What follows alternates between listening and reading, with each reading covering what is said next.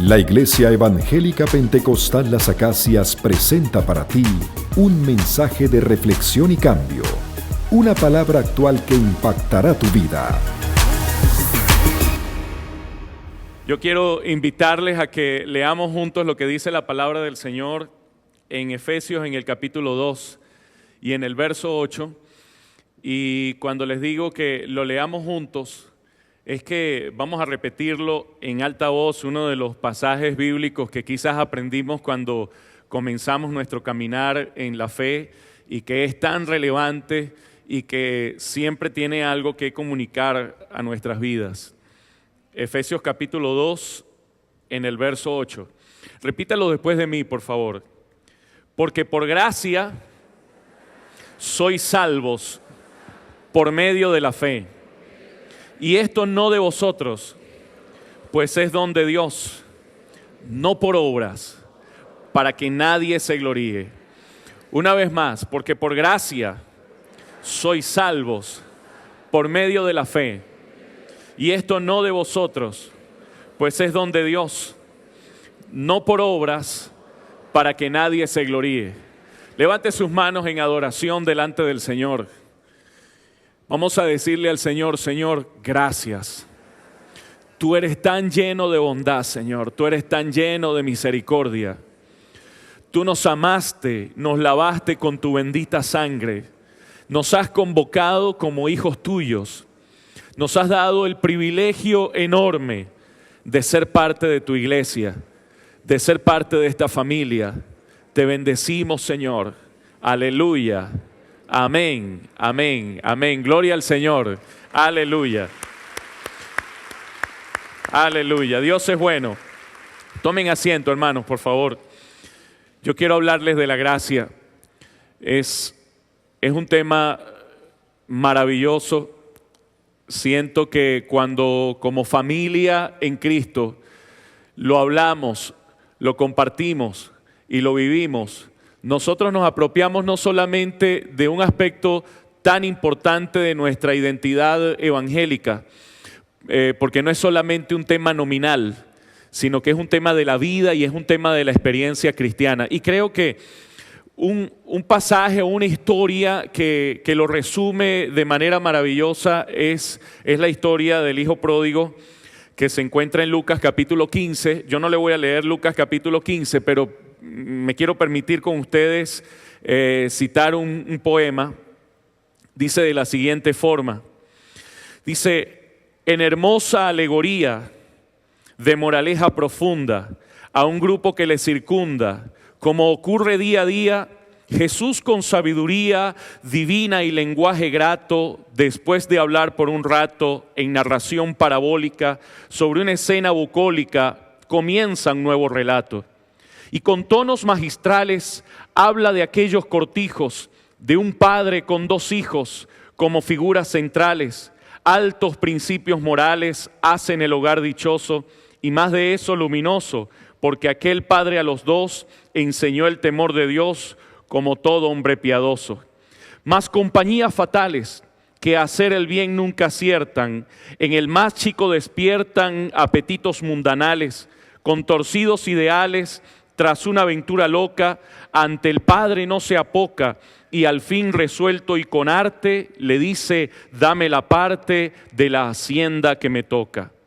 Siente aquel padre una daga atravesándole el pecho, mas no le niega el derecho, aunque un gran daño le haga. Ese mundo que le halaga quiere conocer mejor y parte el hijo menor sin pensar mientras se aleja, que tras sus espaldas deja una estela de dolor. De sus bienes se envanece y aún de su vistosa ropa, cuando se va a apurar la copa de placer que se le ofrece, allá su bolsa decrece al cabo de unas semanas por las costumbres livianas que adopta en nuevos senderos entre amigos lisonjeros y atractivas cortesanas. Al consumar su torpeza de aquel continuo derroche, su día se trueca en noche, su alegría en tristeza, el hambre a azotar empieza aquella vasta región, y en su desesperación, cuando va a buscar abrigo, no encuentra ni un solo amigo que le brinde protección. Qué oscuro luce su cielo al verse sin agasajo, sin amigos, sin trabajo, sin dinero, sin consuelo, clavada su vista al suelo, soliloquia con espanto. En medio de mi quebranto, cuando carezco de pan, mis amigos, ¿dónde están los que me adulaban tanto? Nada remedia el lamento. Lo único indicado ahora es procurar sin demora dónde encontrar el sustento. Sabe que es malo el momento, por la escasa producción, por su débil condición, fruto de tantas orgías y porque no hay garantía para su reputación.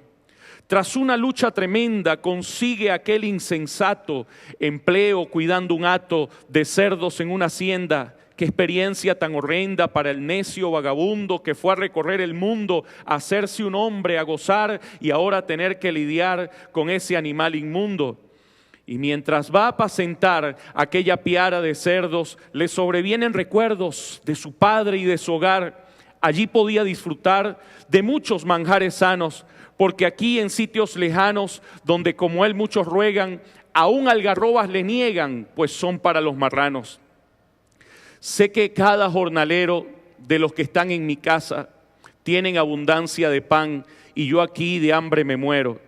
Piensa así el aventurero cuando el regreso concibe, tras rodar por el declive de la infamia y del pecado, seré un nuevo asalariado si mi padre me recibe. Abandona el cochitril, de su execrable empleo deja y regresa como oveja que se vuelve a su redil. Cansado, enfermo, febril, por largo camino avanza y un día ve en lontananza el padre que llora y vela, que se cumple lo que anhela, que se hace real su esperanza. Inundado de emoción, siente un gran ímpetu dentro, del pecho sale al encuentro del hijo sin dilación. En el cielo hay conmoción, brotan lirios entre abrojos, y cuando el padre de hinojos al hijo besa y abraza, el mozo de recia traza, siente húmedos los ojos.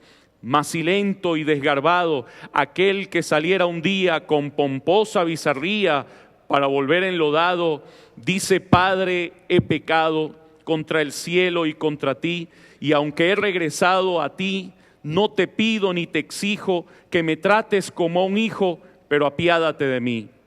Huelgan las explicaciones, con ternura la silencia y despeja su conciencia de cargos y acusaciones. Sus ropas hechas jirones, presto renueva y después, adunando el interés a sus amorosos tratos, procura suaves zapatos para sus cansados pies. Y como demostración de amor perenne y sencillo, pone en su dedo un anillo que es prenda de filiación. Hay fiesta en su corazón por el hijo que ha llegado. Así que ordena a un criado que sacrifique un torete y se prepara un banquete con un ternero cebado. El hijo mayor regresa del campo de su labranza y al oír música y danza pregunta: ¿qué bulla es esa? Todo le causa sorpresa al oír por los pensiles fuertes voces infantiles y sonidos de trompetas, vihuelos y panderetas, pífanos y tamboriles. Al quedar bien informado del motivo de la fiesta, se alarma, gruñe y protesta, profundamente enojado.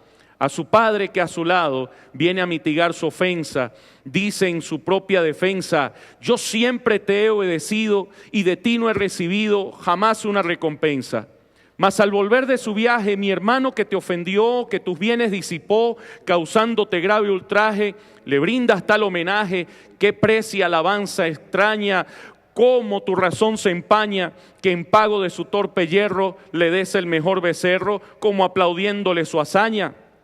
¿Acaso no consideras que manchó tu augusta frente de baldón cuando imprudente tu caudal dio a las rameras? Oye el padre las severas reprensiones del hijo mayor y suavizando el rencor que lleva tales deslices, muestra las hondas raíces de la fuerza de su amor.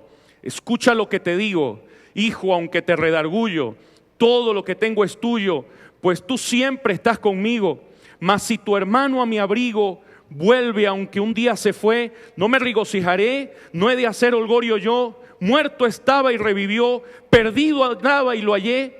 Así, sin más escarceos, Jesús su historia concluye y los prejuicios destruye, de escribas y fariseos, opuesto a los corifeos, de postura intransigente, hace entender a la gente que el cielo goza de amor cada vez que un pecador de su maldad se arrepiente. Así apela a la conciencia en la Biblia, excelso código, la historia del hijo pródigo como solemne advertencia.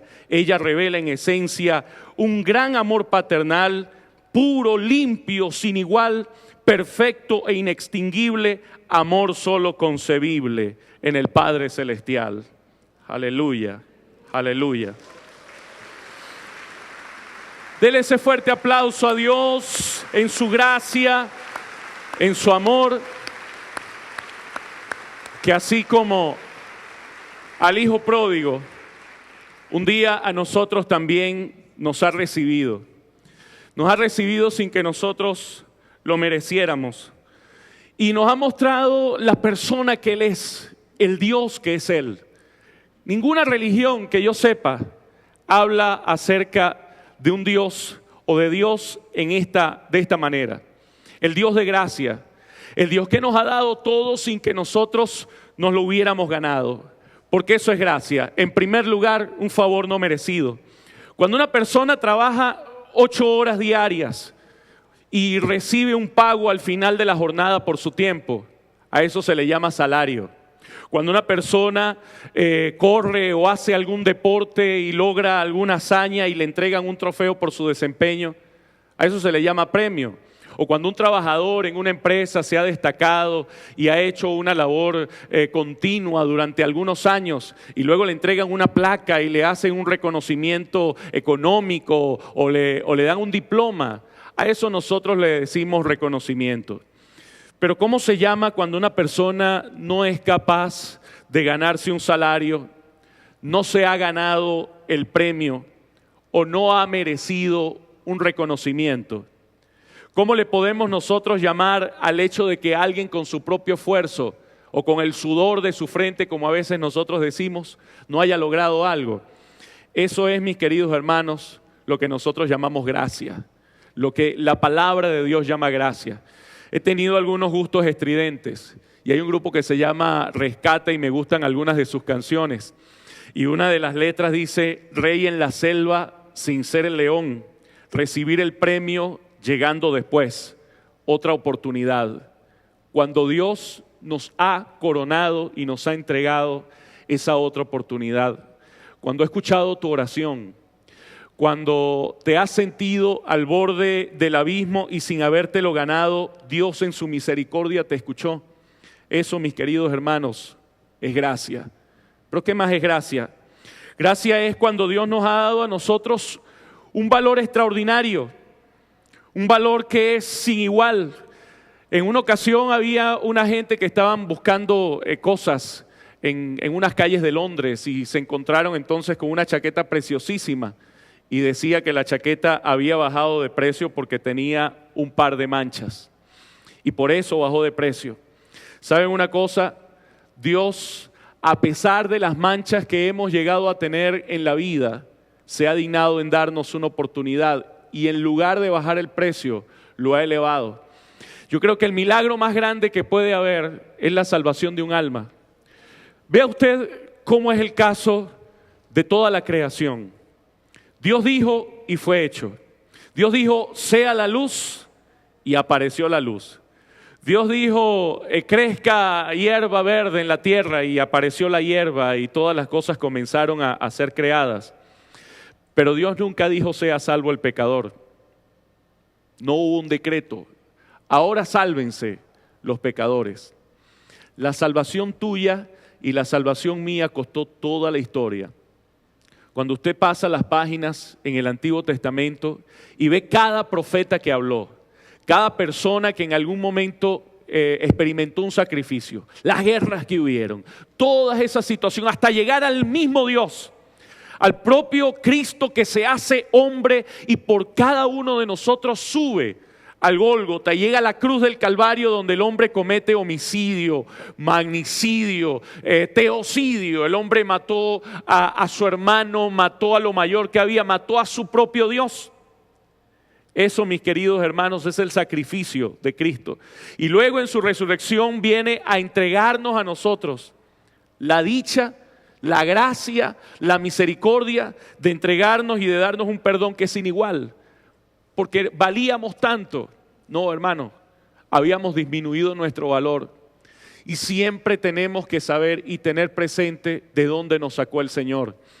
Dice su palabra en Apocalipsis 1:5 acerca de Jesucristo, que Él es el testigo fiel, el primogénito de los muertos, porque resucitó. Dice, el soberano de los reyes de la tierra. Y escuchen bien el orden de estas palabras. Dice, el que nos amó y nos lavó con su sangre. ¿Qué hizo primero? Nos amó, y después que nos amó, ¿qué hizo?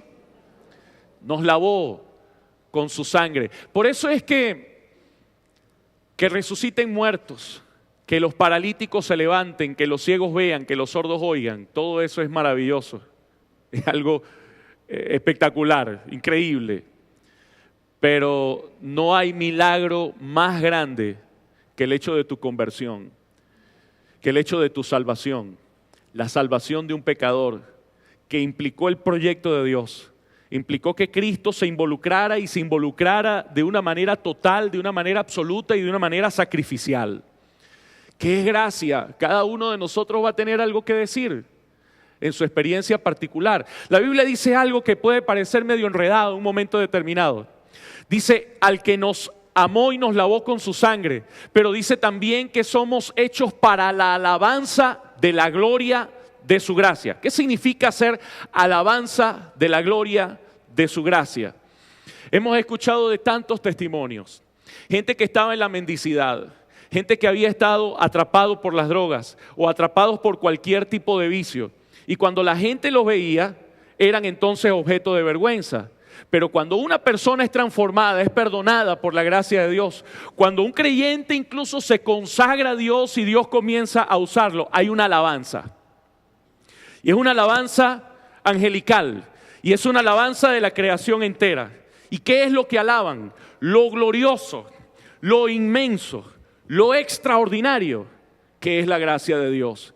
Porque dicen, esa persona que estaba destruido, que nadie podía dar ni medio por él o por ella, resulta que ahora ha sido transformado, ha sido perdonado y ha sido revestido de una dignidad extraordinaria. Soy admirador del trabajo que hacen muchos hermanos en los penales de este país.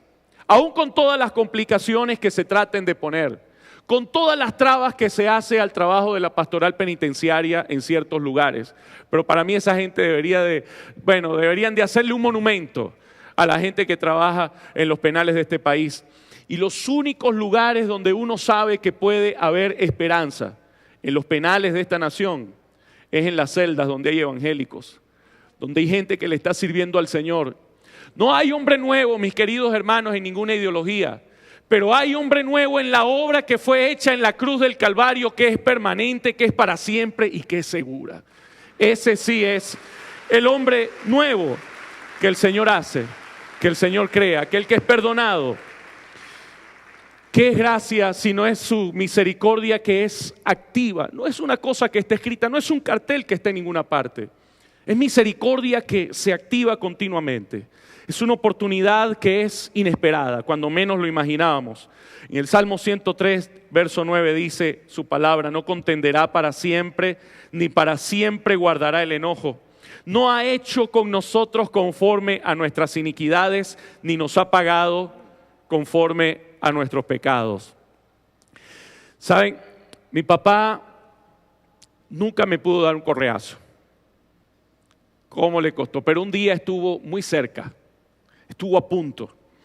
Mi mamá me llevó a la casa de una señora que vivía más o menos cerca para que me pusiera una inyección. Y yo le tenía miedo a las inyectadoras. Todavía, pero lo disimulo bien. ¿Okay? Y usted sabe qué es lo que pasa cuando uno le van a poner una inyección y entonces uno se pone tenso. Duele más de lo que se espera. Y aquella señora me pone la inyección contra mi voluntad, porque yo estaba pataleando allí, yo no sé, tendría 8 o 9 años.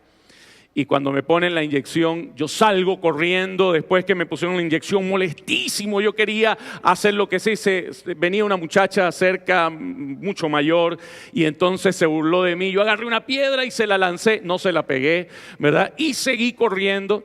Y había un señor que siempre estaba como en el porche de su casa, viejito él, que usaba un sombrero. Y siempre estaba ahí en su mecedora, y cuando me vio que yo iba llorando y molesto y corriendo, el señor Emilio dice: al muchacho como que lo picaron las abejas.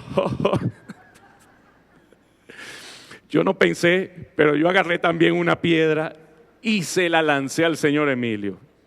El señor Emilio, que siempre era un señor así de andar lento y desgarbado y tranquilo, yo no sé cómo hizo, pero se agachó y le esquivó aquella cosa. Y cuando mi papá se enteró, me llamó al cuarto. Y mi papá tenía la correa en la mano y yo dije: ahora sí mi papá me va a matar. ¿Y saben qué fue lo que hizo? Se quedó como paralizado. Estuvo allí un rato y me agarró así de los brazos: mira, no vuelvas a hacer más eso. Y me dio un beso en la frente y se paró de allí. Miren, siempre le hice caso. Mi mamá, esa sí era fregada. Pero con mi papá, mire, yo no me atrevía, hermano, a portarme mal ni nada de eso. Ese día yo sé que yo me merecía no un correazo, yo me merecía que me metieran mi correazo, que me castigaran y todo lo demás, pero no podía mi papá, y no le hizo falta hacer esto para infundirme respeto. Para mí eso fue una oportunidad inesperada. Saben, para el hijo pródigo, cuando llegó a la casa, fue inesperado recibir el abrazo del padre. Fue inesperado ser tomado en cuenta. Para mucha gente que llega a esta iglesia, es inesperado ser abrazado por el amor de Dios, por la gracia de Dios y por gente que le reciba. Eso es inesperado. Como es inesperado el afecto que hermanos llegan a darnos y cuando nos llegan a guiar y nos llegan a bendecir. Nosotros no estamos hablando de que se tiene que ser ligero y transigente con los males y con las circunstancias, porque muchas veces nos equivocamos si hacemos las cosas de esa manera. Pero cuando hay un reconocimiento de la condición humana, Dios hace eso. ¿Saben? Yo creo que hay algo en Dios que es un poco raro, y perdónenme que especule, pero pareciera que Dios, al que está muy acomodado, llega y lo desacomoda. Pero al que está desacomodado, llega y lo acomoda. ¿Y por qué lo hace? Porque quiere que nosotros seamos conscientes de nuestra condición y conscientes de nuestra necesidad. Por eso les digo que es tan inesperada la gracia del Señor. La gracia es el medio único por el cual Dios nos salva y nos entrega su favor. No es posible comprar el amor de Dios. No es posible comprar un milagro. Me apena mucho cuando hay gente que cree que se pueden comprar los milagros por cuotas y que creen que depositando alguna cuenta o haciendo algún tipo de ofrenda se pueden comprar milagros. Creo que nada tan opuesto al principio de la Reforma Protestante, porque cuando Martín Lutero habló acerca de lo que era la gracia de Dios, una de las cosas que pretendía combatir era esa mala costumbre, ese mal hábito de tratar de venderle a Dios a la gente. Dios no está en venta, mis queridos hermanos. Y si lo estuviera, que nunca lo va a estar, no hay con qué pagarle. A Dios no se le pueden comprar con unos cuantos billetes, aunque esos billetes sean verdes. A Dios no se le puede pagar el milagro. Por eso lo hace de manera gratuita, y lo que nosotros entregamos a Dios, la ofrenda que usted da, la ofrenda que yo doy, el servicio que nosotros hacemos, es el resultado de nuestra gratitud por el Señor. Es cuando yo digo: amo al Señor, y porque amo al Señor yo quiero bendecir su obra, o yo quiero hacer esto, o yo quiero servirle al Señor porque lo amo, y quiero servirle al Señor porque es lo más importante que yo pueda hacer con mi vida, si no servirle a Dios. Pero ¿cómo yo puedo pensar que le voy a pagar a Dios? Así que es la gracia el medio por el cual Dios nos entrega todo. Hay que explicarlo como como yo a veces necesito que me lo digan, como si yo fuera un niño de 7 años, así quisiera entenderlo. Así que me tomo la licencia de contarles un cuento, contar una historia, ficticia por supuesto, pero un hombre se muere y llega al cielo. Y se encuentra con San Pedro en la puerta porque supuestamente está en la puerta. Yo no estoy muy seguro de que eso es así, ¿verdad? Pero vamos a ponerlo en la puerta porque alguien tiene que estar en la puerta. Y entonces le dice a San Pedro, ¿y cómo yo entro aquí? Y él le dice, bueno, para entrar aquí tienes que tener 100 puntos. ¿Cómo es eso que tengo que tener 100 puntos? Bueno, vamos a ver, cada una de las cosas que habrás hecho tiene un puntaje. Entonces le dice, bueno, está bien, creo que vamos bien. Mira, Pedro, estuve casado con mi esposa desde muy joven, toda la vida, más de 50 años. Nunca le fui infiel, fui un padre responsable, un hombre que se comportó bien con su familia. ¿Qué te parece? Y Pedro le dice, excelente, me parece muy bien, tienes 3 puntos por eso. 3 puntos por eso. Sí, tengo 3 puntos. Oye, pero ¿cómo? A ver, Pedro, mira, ¿qué te parece esto? No falté a la iglesia ni un domingo. Todos los domingos estaba en la iglesia. Y yo servía dentro de la iglesia y tenía un ministerio dentro de la iglesia y hacía cosas en la iglesia e invitaba gente los domingos a la iglesia. Nunca me aparecía solo, siempre llevaba un invitado para que conociera al Señor. Y no solo eso, me congregaba en las acacias, ¿qué te parece? Y Pedro le dice, oye, qué bueno, de verdad que te felicito. Tienes un punto por eso. Si se hubiera congregado en el Centro Cristiano de Los Teques, le dan más. No, es broma. Un punto por eso. Y el hombre, ¿pero cómo que un punto? Pues tienes un punto. Bueno, Pedro, vamos a ver. ¿Sabes que yo le daba dinero a unas fundaciones que trabajaban con niños necesitados? Los ayudaba y siempre estaba pendiente. Es más, apadriné a muchos de esos muchachitos. Y yo tomaba casi que la mitad de mi salario y lo usaba en eso y en ayudar a los pobres y en atenderlo. ¿Qué te parece, Pedro? ¿Qué me dices de eso? Y Pedro le dice, oye, qué bueno. No se encuentra eso todo el tiempo. Tienes 2 puntos por eso. Y el hombre estaba desesperado. Y dijo, bueno, pero si es así, la única manera en que uno va a poder entrar aquí al cielo será por la gracia de Dios. Bienvenido. ¿Sí me entiendes? Aleluya.